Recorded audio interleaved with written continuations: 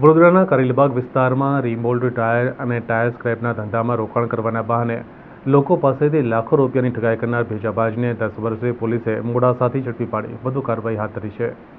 વડોદરાના કરેલબાગ વિસ્તારમાં વિનાયક એન્ટરપ્રાઇઝના નામે રીમોલ્ડ ટાયર તેમજ ટાયર સ્ક્રેપનો ધંધો કરતા મયુર શાહે લોકોને રીમોલ્ડ ટાયર અને ટાયર સ્ક્રેપના ધંધામાં રોકાણ કરવાના બહાને રોકાણ કરવાની લાલચ આપી મોટી રકમ પડાવી હતી।